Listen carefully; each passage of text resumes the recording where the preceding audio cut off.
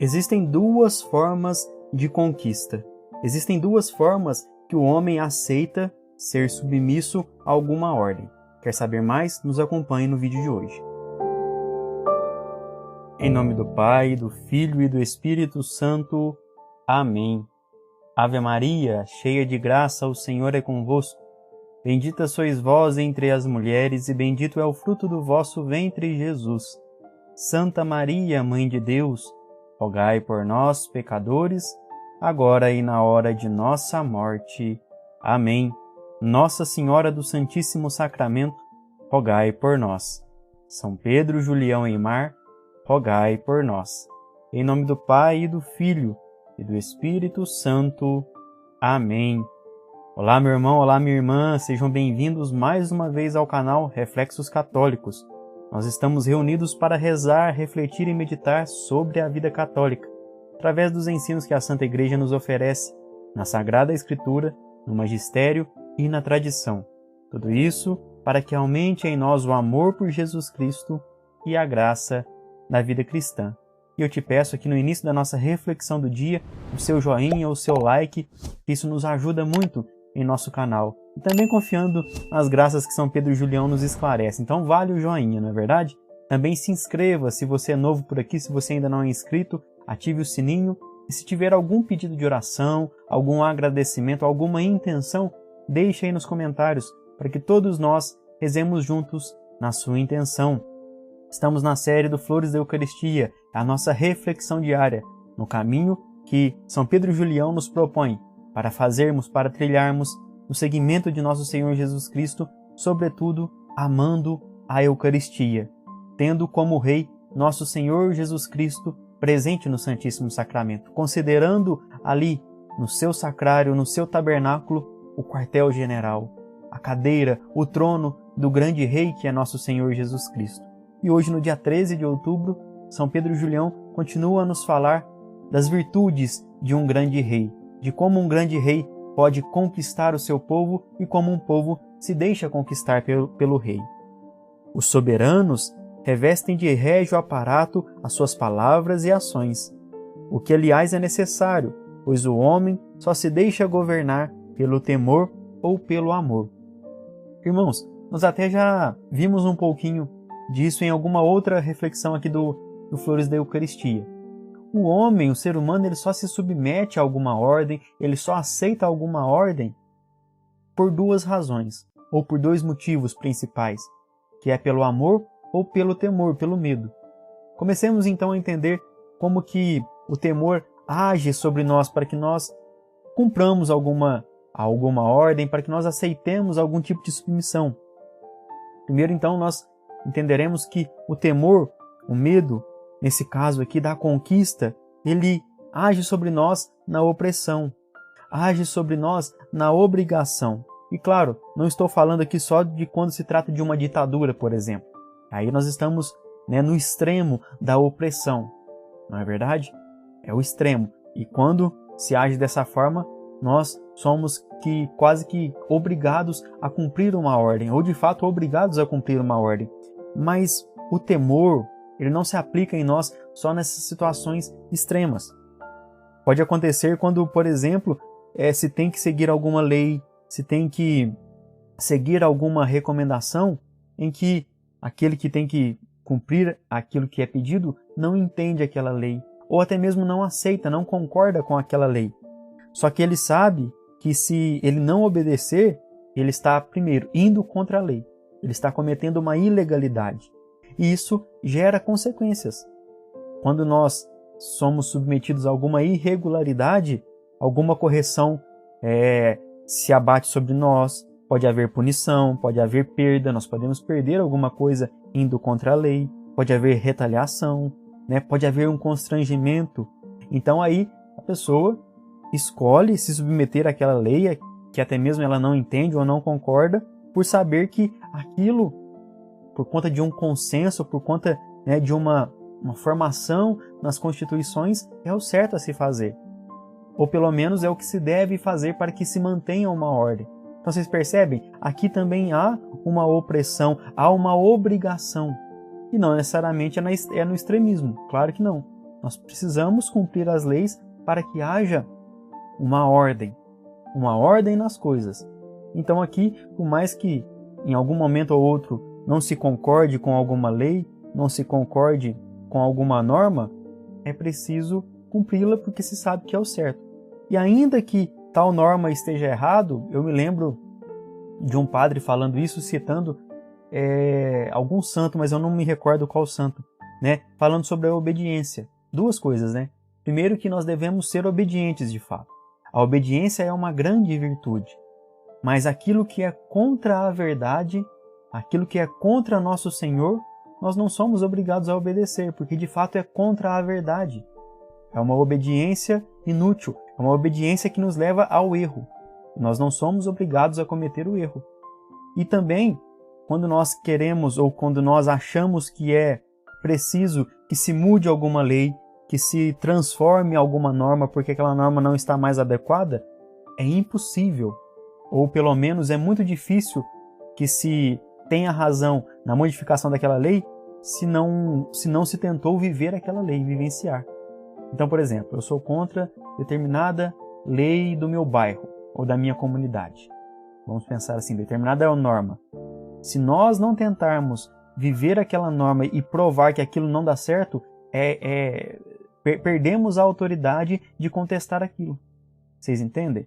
Só se é possível contestar uma lei, segundo isso que eu ouvi de um santo, mas eu não me lembro, né, aonde eu li ou de quem eu ouvi direito, só se é possível contestar uma norma, contestar uma lei, se pelo menos se tenta viver e provando que aquilo de fato não está dando certo.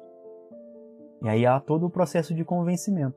Mas vocês percebem? Tudo isso para nós dizermos que esses são os modos em que nós nos submetemos a alguma ordem, a alguma lei, a algum governo pelo temor. E aí eu repito, não só o temor do extremismo de uma ditadura, mas também dos regimes legais, das coisas que de fato nós temos que cumprir, das nossas obrigações. Um outro exemplo, só para encerrarmos esse ponto, quando nós temos que cumprir certas normas no nosso trabalho, no nosso serviço. Talvez, muitas vezes são coisas que nós não concordamos, que nós não gostamos de fazer, mas é necessário. É necessário. E aí nós cumprimos pela obrigação. Claro, às vezes nós até temos um entendimento de que aquilo será o melhor para a empresa, será o melhor para todos os colaboradores, enfim, para tudo, para os clientes, apesar de não gostarmos de cumprir aquela função, de realizar aquela função, mas aí nós fazemos. Fazemos por um bem maior, né? Mas quando nós temos isso por obrigação, estamos realizando pelo temor.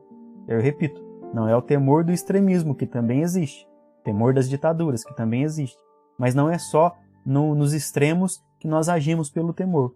Quando temos que nos regular por alguma norma, por alguma obrigação, nós também agimos pelo temor de alguma punição, de alguma retaliação, ou por saber que aquilo ali gerará uma consequência que nós não queremos. Então nós preferimos fazer isso que nós não gostamos porque queremos evitar a consequência que será pior daquilo que estamos fazendo. Vocês entendem? Então nós agimos pelo temor dessa forma. E a outra maneira que nós temos de nos submetermos a alguma norma, a algum governo, a um reinado, a um governante, é pelo amor. É pelo amor, porque eu amo, eu escolho fazer aquilo que preciso. Porque eu amo, eu confio no rei que está me governando. Porque amo, eu decido abrir mão de mim mesmo em favor do nosso amado, do meu amado. Vocês entendem? Então, porque nós amamos a Jesus Cristo, é que nós nos submetemos aos seus mandamentos. Porque sabemos que tudo aquilo que vem do nosso amado, primeiro, é perfeito. Segundo, vem do amor. E terceiro, se nós o amamos, nós queremos agradá-lo. Então, quando nós queremos agradar ao nosso Rei Jesus Cristo, nós cumprimos o seu mandamento. E mais do que isso, porque eu amo, eu também busco entender a sua lei. Busco escutar e estudar aquilo que o Senhor me fala, aquilo que o Senhor me pede para fazer. Porque todas as coisas de nosso Senhor, tudo aquilo que há na igreja, tem a sua explicação. E ainda que nós não consigamos entender tudo, porque isso de fato é impossível, nós agimos pela fé. Sobretudo pelo amor, repito, pelo amor, porque nós amamos, confiamos no nosso Rei. Se antes fazíamos por obrigação, agora pelo amor não. Pelo amor nós fazemos pela fé e pela confiança. confiamos. Ainda que haja algo que nós não entendamos, ainda que nós também não concordemos. Isso eu não concordo, eu não entendo muito bem, mas eu faço porque eu amo. E eu sei que se eu amo o meu rei e meu rei me ama, isso aqui é para o bem de todos. Ou isso aqui é para o meu bem, porque o Senhor me ama muito mais do que eu mesmo me amo. Então vale a pena. E aqui vale a pena de fato no sentido literal do termo, né? Vale a pena. Existe uma pena. Tudo aquilo que nós fazemos gera consequências. Mas se nós fazemos por amor, de fato vale aquela consequência. Vale passar por aquela pena. Vale pagar aquele esforço. Porque nós fazemos por amor. E o amor sempre nos recompensa superabundantemente. O amor sempre nos leva para o caminho certo. O amor sempre nos leva para o bem. O amor sempre nos leva para Deus. Então, existem duas formas, duas maneiras de submissão. Duas maneiras que o homem tem, ou pelo menos duas maneiras que o homem tem para se submeter a alguma ordem, a algum governo. Da mesma forma, amados, existem também duas maneiras que o homem realiza a conquista. Ou não só o homem, que um governante realiza sua conquista. Existem duas maneiras de se conquistar. Por isso, inclusive, que o termo conquista, ele tem esse duplo sentido, né, na sua palavra. Se nós tomarmos lá no dicionário, o primeiro significado da palavra conquistar é apossar-se ou dominar pelas armas, subjugar, tomar. Ou seja, é fazer algo pela força. É aquele primeiro sentido que nós vimos. É quando nós somos obrigados a cumprir alguma coisa. Seja, repito, por um regime ditatorial, seja pelas armas, ou seja pela própria obrigação do ofício. Não é verdade? Mas o segundo sentido da palavra conquistar é alcançar algo, é conseguir determinada coisa, por esforço ou por merecimento. E aí nós podemos pensar aqui no sentido da palavra conquista, quando temos dois amantes, quando temos um casal, quando temos duas pessoas que se amam, que se gostam, ou mesmo um pai, um filho, um pai. É quando nós conquistamos o coração do outro, quando a outra pessoa conquista os nossos corações. Vocês entendem? E aí é pelo amor, é pelo alcance, é pelo cativar. Quando nós cativamos o outro coração, quando nós cativamos a outra alma. Isso é a conquista pelo amor. São Pedro Julião até continua dizendo: em se tratando, porém, de nosso Senhor, este rei a quem foi dado todo o poder do céu e na terra, onde atinge o fausto, a glória, o esplendor de suas palavras e ações? Ou seja, aonde as ações, aonde a glória, aonde as palavras, as ordens de nosso Senhor Jesus Cristo presente no Santíssimo Sacramento alcança? O próprio São Pedro Julião nos responde: milhões de anjos partem a cada instante do tabernáculo e a ele retornam, depois de cumprirem as ordens de nosso Senhor.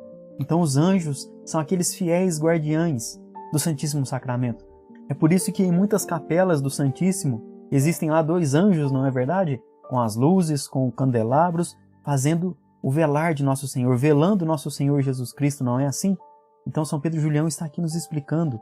E aí ele continua: os anjos aí têm seu centro, seu quartel-general, pois aí se encontra o general em chefe dos exércitos celestes. Nosso Senhor Jesus Cristo é aquele que governa o céu, que governa as potestades, os principados, as criaturas angélicas, os anjos de Deus. É Ele quem dá as ordens, é Ele que organiza, é Ele que ordena a tropa dos anjos de Deus. Para encerrarmos a nossa reflexão, vede e ouvis por acaso alguma coisa? Todas as criaturas lhe obedecem e nada percebemos. Eis como Jesus sabe ocultar as suas ações. Eis como sabe governar no aniquilamento. É verdade. Jesus Cristo ele continua dando as suas ordens e regendo tudo o quanto há. E nós percebemos isso? Tantas vezes não. A providência de nosso Senhor ela é silenciosa.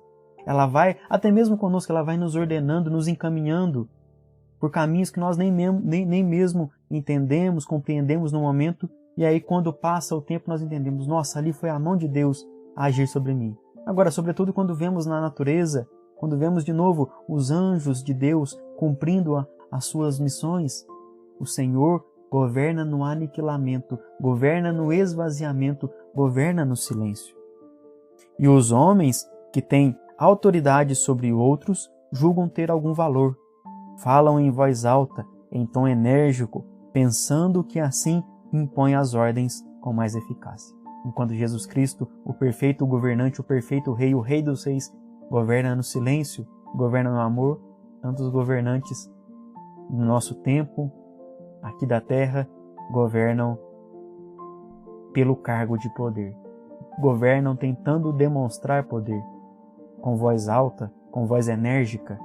Governam, de fato, na opressão e na humilhação. E aí São Pedro Julião encerra: eis uma lição para os superiores, os chefes de família. Então não pensemos só nos governantes das nações, os chefes de família, aqueles que estão à frente de suas casas. Todos devem ser humildes no exercício da autoridade, a exemplo de nosso Senhor no Santíssimo Sacramento. Se queremos governar bem os nossos planos, os nossos projetos, nossas casas, as nossas famílias, os nossos trabalhos, os nossos liderados, façamos como Jesus Cristo, façamos na humildade e no aniquilamento. O líder, o governante é aquele que mais tem que amar. Se mais tem que amar, ele mais tem que se doar. Tem que se doar mais do que todos os outros, para demonstrar amor. Mais do que isso, para distribuir amor. E assim, com certeza, ele irá conquistar os seus liderados, conquistar as suas ovelhas, e tudo se encaminhará bem. Se imitarmos a Jesus Cristo em tudo seremos bons e, mais do que isso, alcançaremos o céu, para nós e para aqueles que vivem conosco. Graças e louvores se deem a cada momento ao Santíssimo e Diviníssimo Sacramento. Querido irmão, querida irmã, mais uma vez eu peço aí o seu joinha, também a sua inscrição, o seu compartilhamento, isso nos ajuda muito aqui no canal. Nós voltamos amanhã com as graças de Deus para juntos continuarmos o nosso caminho de oração, tá certo? Eu espero por você, fiquem com Deus e até lá.